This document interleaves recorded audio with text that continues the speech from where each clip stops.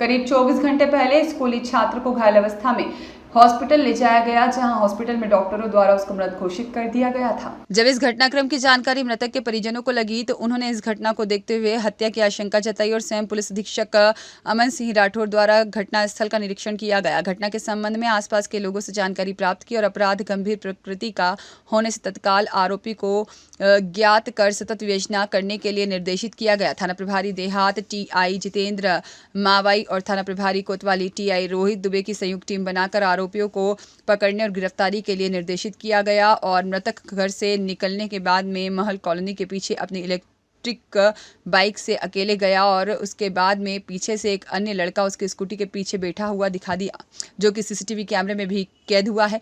झांसी तिराहा, गुना बाईपास और बड़ौदी पर दिखाई दिया है, जो उक्त पीछे बैठा लड़का अपने मुंह को छिपा कर रखा है, जो शहर के लगभग 50 सीसीटीवी कैमरे में चेक किया गया। करीबन 100 लोगों से पूछताछ की गई है। घर से निकलने और घटनास्थल तक के स्थानों की कड़ी से कड़ी जोड़ते हुए ज्ञात हुआ कि मृतक के पीछे स्कूटी पर पीछे बैठा लड़का उसका ही एक दोस्त होना और 16 वर्षीय नाबालिग बालक होना ज्ञात हुआ है और उक्त लड़के की तलाश शहर के विभिन्न स्थानों पर की गई। उक्त विधि विरुद्ध बालक की कोई जानकारी नहीं लगी। रात भर सतत तलाश की गई और शहर से बाहर जाने वाले रास्तों पर सघन चेकिंग की गई। पुलिस अधीक्षक महोदय द्वारा जिले के समस्त थाना प्रभारियों को सघन चेकिंग के लिए निर्देशित किया गया है, जिसके क्रम में दिनांक 25 सितंबर 2024 को विधि विरुद्ध बालक के शिवपुरी शहर में होने की सूचना पर उसे अभिरक्षा में लिया गया, जिससे मृतक की स्कूटी भी बरामद की गई है और विधि विरुद्ध बालक से हत्या के कारण संबंधित विस्तृत पूछताछ भी की जा रही है और प्रकरण अभी विवेचनारत है। प्रकरण में घटना के संबंध में छोटे छोटे बिंदुओं पर जानकारी एकत्रित की जा रही है और इस प्रकरण की मॉनिटरिंग स्वयं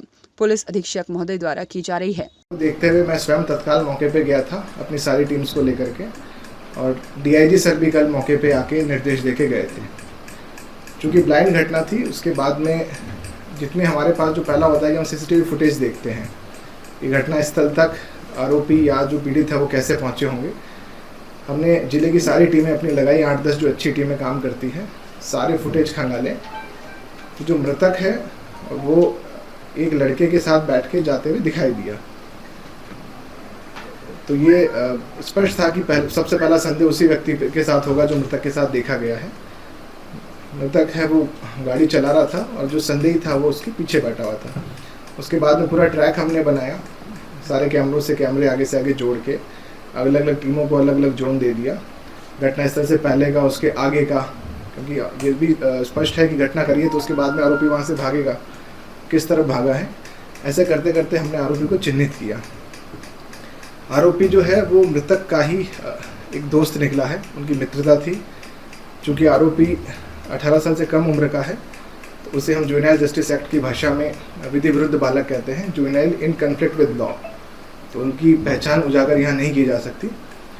उसको बाद में जो हमारा पुलिस वेलफेयर ऑफिसर बोलते हैं, चाइल्ड पुलिस वेलफेयर ऑफिसर, उनके द्वारा उनको अभिरक्षा में लिया गया, पूछताछ की गई। घटना उन्होंने स्वीकार करी, क्योंकि सारे एविडेंस स्पष्ट थे, उन्होंने स्वीकार करी। और जो मृतक की स्कूटी थी, जो सबसे बड़ा एविडेंस था कि स्कूटी कहाँ चली गई, वो स्कूटी भी जो विधि विरुद्ध बालक है उसके पास ही मिली, उसे जब्त करी गई। घटना कारित करने के बाद में वो कहाँ कहाँ गया था, इतनी देर कहाँ रहा, तो वो जहाँ जहाँ गया था कुछ जगह उसने अपनी गाड़ी की बैटरी भी चार्ज करी। उन लोगों के भी बयान लिए गए। सभी लोगों ने इस घटना की पुष्टि करी कि हाँ ये बच्चा यहाँ देखा गया था। यानी जो उसका वर्जन था, जो उसने हमें बताया, हमारी टीम को बताया, वो मैच कर रहा था बाकी सारे एविडेंस से। इसमें एक बड़ा प्रश्न जो बार बार आ रहा है कि वजह क्या रही। दोनों बच्चे अलग अलग स्कूल में पढ़ते थे, कोचिंग साथ जाते थे। बीच में कुछ ऐसी परिस्थितियां बनी कि मित्रता को लेकर के कई बार फ्रेंडशिप हो जाती है बच्चों की, उसको लेकर के टिक्का टिप्पणियाँ हुई। इस पक्ष ने भी करी, उस पक्ष ने भी करी, और वो बात कहीं ना कहीं आरोपी के मन में बैठ गई। जिस तरीके से घटना को अंजाम दिया गया, घटना प्री प्लान थी, बहुत शॉर्ट समय में घटना हो गई। लगभग 7:20 पे रवाना हुए और 7:50 के बाद में घटना करके वो निकल गए। यानी उसका फिक्स था कि यहाँ पे ले जाके उसको उसने बुलावे में रखा, मृतक को, बच्चे को।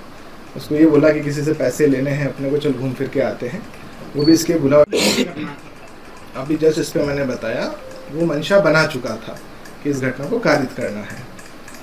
क्योंकि इसने जो बोला आरोपी ने भी उससे कुछ उस पर टिप्पणियाँ टिप्पणियाँ करी, उसने शायद मजाक में ली मृतक बच्चे ने, लेकिन मृतक बच्चे ने जो उस पर टीका टिप्पणियाँ कर दी कुछ पारिवारिक, वो इसके मन में चुभ गई ज़्यादा। सर ऐसे प्लान उसने मन में बना लिया था, तो कहीं ना कहीं कारण तो कुछ बड़ा रहा है। देखिए, जितना कारण मैं नियमों के तहत बता सकता हूँ उतना मैंने आपको बताया है, ठीक है। सर स्कूल के बच्चे इस तरह की हरकत कर रहे हैं, तो किस तरह की अवेयरनेस का कोई कार्यक्रम अपन चलाना चाह रहे हैं स्कूल में? देखिए, स्कूल वालों से बिल्कुल मैं आपकी बात से सहमत हूँ। आज भी कुछ लोग मिले थे, वो कह रहे थे कि भाई ऐसे क्राइम को हम कैसे रोक सकते हैं। आप लोग बहुत लंबे समय से अपराध को कवर कर रहे होंगे। अपराध मूलतः दो श्रेणी के होते हैं। एक वो होते हैं जो गैंग वॉर चलता है, परिवारों में रंजिशें चलती है, कई बार ज़मीन को लेके, कई बार चुनावी रंजिश होती है, पैसे का विवाद होता है, दिख रहा होता है 1 साल पहले झगड़ा हुआ था, 2 साल पहले झगड़ा हुआ था। दूसरे क्राइम ऐसे होते हैं जिसे हम इमोशनली या भावनात्मक आवेश में आके जो क्राइम कर दिया जाता है वो रहते हैं। कई बार पति पत्नी में ऐसे झगड़े हो जाते हैं, हत्या तक हो जाती है, भाई भाई की हत्या हो जाती है। वो व्यक्ति प्लान नहीं करता, उस वक्त उसकी मनोस्थिति किसी भी कारण से वो ऐसा कदम उठा लेता है और बाद में खुद उसको ग्लानि भी होती है। अभी कोलारस थाना क्षेत्र अनुभाग में एक पति ने एक पत्नी को मार दिया, मार के स्वामी थाने आ गया कि मेरे से घटना हो गई। उस वक्त खून सवार हो जाता है, कर देते हैं। तो जो संगठित अपराध है, गैंग वॉर है, उनको तो हम रोक सकते हैं। भावनात्मक आवेश में किए हुए क्राइम को हम समाज के तौर पे ज़्यादा अवेयर होके कि अपने परिवार के बच्चे क्या कर रहे हैं, किसके साथ उठ रहे हैं, बैठ रहे हैं, न सिर्फ इस तरह के गंभीर अपराध, अन्य बहुत सारे अपराध जैसे साइबर क्राइम में हम बात करते हैं कि बच्चियाँ कई बार परेशान हो जाती है, कोई आदमी उनको परेशान कर रहा है, स्टॉक कर रहा है, स्टॉकिंग जिसे कहते हैं, साइबर स्टॉकिंग, वो बोल नहीं पा रही है, कहीं ना कहीं घबरा रही है कि भाई मैं बताऊंगी। अभी मैं 3-4 स्कूल्स में भी गया था, जब मैं ड्रग्स के ऊपर बात कर रहा था तो इस विषय पे भी बात करी। तो उतना हम बच्चियों को सहज करें, बच्चों को सहज करें कि कुछ ऐसा विवाद चल रहा है तो बता दें। हम बच्चे को ये ना उसको महसूस हो कि वही उसी ने गलती करी है। कई बार बच्चा पीड़ित होता है और उसको ऐसा एहसास करा दिया जाता है कि भाई तुम्हारी गलती थी, तुम क्या कर रहे थे। बच्चों के साथ कॉन्फिडेंस बिल्ड करके रखें, खासतौर पे सोशल मीडिया पे वो किस तरह के लोगों से मिल रहे हैं, शाम को किन दोस्तों के साथ बैठ रहे हैं। देखिए, बच्चे फ्रीडम मांगते हैं, समय के साथ चीज़ें बदलती है, इन फ्रीडम के साथ हमारा बच्चा गलत राह पे ना निकल जाए, उसको देखने की जिम्मेदारी हम सभी की है, पुलिस की भी है, समाज की भी है, शिक्षकों की भी है और माता पिता की है। तभी ये जो भावनात्मक आवेग में आके किए हुए क्राइम है, एक परिवार ने अपना बच्चा खो दिया और दूसरा जो आरोपी बना है वो भी लंबे समय तक सफ़र करेगा, एक ट्रोमा से निकलेगा। तो मेरे विचार पे उसको एक हम प्रॉपर प्लानिंग करके एक समाज को एक टीम की तरह काम करके ही भावनात्मक क्राइम को हम रोक सकते हैं। मोनू नामदेव की रिपोर्ट।